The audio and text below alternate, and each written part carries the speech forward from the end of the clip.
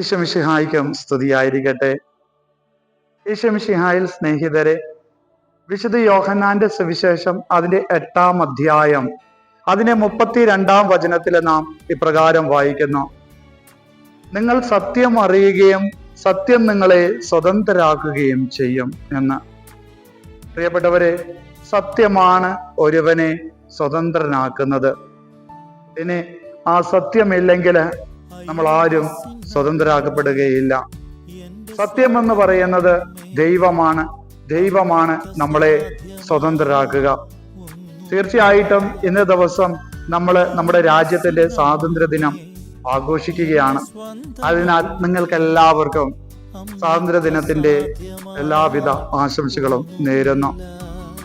നമ്മുടെ രാജ്യം സ്വാതന്ത്ര്യം ആഘോഷിക്കുന്നത് ബ്രിട്ടീഷുകാരാൽ അവരുടെ സ്വാർത്ഥതകളാൽ ബന്ധിക്കപ്പെട്ട ഒരു സമൂഹമായിട്ടായിരുന്നു നമ്മുടെ സമൂഹം ഉണ്ടായിരുന്നത്. എന്നാൽ ഇന്ത്യ എന്ന രാജ്യം ഒറ്റക്കെട്ടോടുകൂടെ നമുക്കും സ്വാതന്ത്ര്യം വേണം, ഇത് നമ്മുടെ രാഷ്ട്രമാണ് എന്ന സങ്കല്പത്തിൽ ഉറച്ചു നിന്നുകൊണ്ട് ഈ അഹങ്കാരത്തിനും സ്വാർത്ഥതകൾക്കും എതിരായിട്ട് പ്രവർത്തിച്ചതിന്റെ ഫലമായിട്ടാണ് നമ്മുടെ രാജ്യത്തിന് സ്വാതന്ത്ര്യം നേടിത്തന്നത്. അവരെല്ലാം ഇന്നേ ദിവസം സ്നേഹത്തോടെ സ്മരിക്കുകയും അവരുടെ ആത്മാക്കൾക്ക് നിത്യശാന്തി ലഭിക്കട്ടെ എന്ന് നമുക്ക് പ്രാർത്ഥിക്കുകയും ചെയ്യാം. പ്രിയപ്പെട്ടവരെ, വിശുദ്ധ യോഹന്നാന്റെ സുവിശേഷം 8-ാം അധ്യായം അതിന്റെ 34-ാം വചനത്തിൽ നാം എപ്രകാരം വായിക്കുന്നുണ്ട്: പാപം ചെയ്തവൻ പാപത്തിന് അടിമയാണ് എന്ന്. പ്രിയപ്പെട്ടവരെ, നമ്മുടെ രാജ്യത്തിൽ നിന്നുകൊണ്ട് തന്നെ നമ്മൾ സ്വതന്ത്രരാക്കി അല്ലെങ്കിൽ സ്വതന്ത്രരാക്കപ്പെടുകയാണ് ചെയ്യുക. എങ്ങനെ?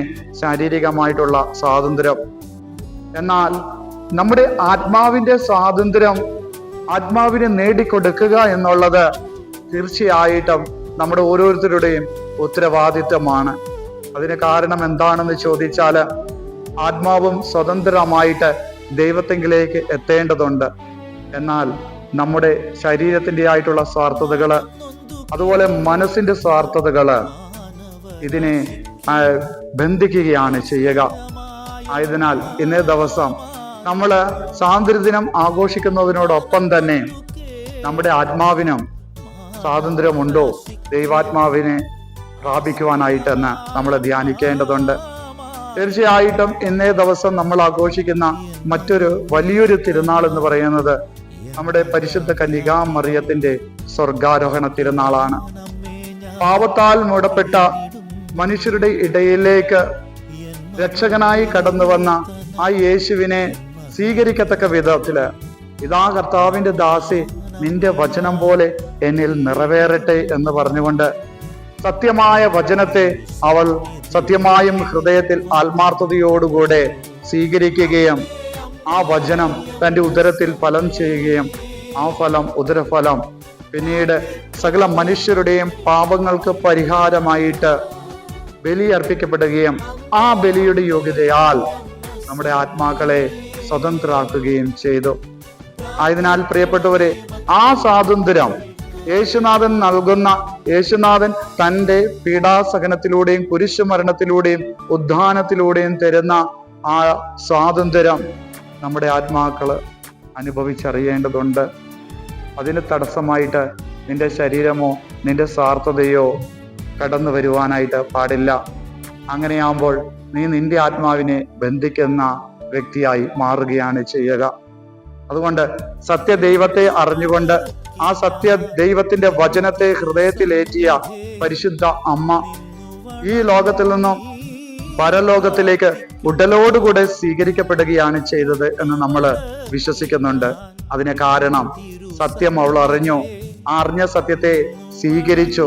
ആ സ്വീകരിച്ച ആ സത്യത്തെ മുറുകെ പിടിച്ചു. ആയതിനാൽ ആ സത്യം അവളുടെ ആത്മാവിനെ മാത്രമല്ല, ശരീരത്തെ പോലും സ്വതന്ത്രമാക്കിക്കൊണ്ട് ഈ ഭൂമിയിലെ ജീവിതത്തിന്റെ അവസാനത്തില് അത് ഈ ലോകത്തിന്റെ ആയിട്ടുള്ള പരിമിതിയിൽ അവളുടെ ശരീരം അഴുകിക്കളയുവാനായിട്ട് ദൈവം അനുവദിച്ചില്ല. ആയതിനാൽ പ്രിയപ്പെട്ടവരെ, നമുക്കും പ്രാർത്ഥിക്കാം. ഇന്ത്യയുടെ സ്വാതന്ത്ര്യ ദിനം ആഘോഷിക്കുമ്പോഴും അതുപോലെ തന്നെ നമ്മുടെ സ്വാതന്ത്ര്യത്തിന് വേണ്ടിയിട്ട് പ്രയത്നിച്ചവർക്ക് വേണ്ടി പ്രാർത്ഥിക്കുമ്പോഴും പരിശുദ്ധ അമ്മയുടെ സ്വർഗാരോഹണ തിരുനാൾ ആഘോഷിക്കുമ്പോഴെല്ലാം നമ്മളും നമ്മുടെ ആത്മാവിനെ സ്വതന്ത്രമാക്കുമാറ് ഒരു വിശുദ്ധിയിലുള്ള ഒരു ജീവിതം, എളിമയിലുള്ള ഒരു ജീവിതം, അനുസരണയിലുള്ള ഒരു ജീവിതം, വിശ്വാസത്തോടെയുള്ള ഒരു ജീവിതത്തിലൂടെ ആത്മാവിനെ സ്വതന്ത്രരാക്കുവാനുള്ള കൃപയ്ക്ക് വേണ്ടിയിട്ട് പ്രാർത്ഥിക്കാം. നിങ്ങൾക്ക് എല്ലാവർക്കും ഇൻഡിപെൻഡൻസ് ഡേയുടെയും അതുപോലെ പരിശുദ്ധ അമ്മയുടെ സ്വർഗാരോഹണ തിരുനാളിൻ്റെയും എല്ലാവിധ പ്രാർത്ഥന മംഗളങ്ങളും നേരുന്നു. ദൈവം നിങ്ങളെല്ലാവരെയും സമൃദ്ധമായി അനുഗ്രഹിക്കട്ടെ.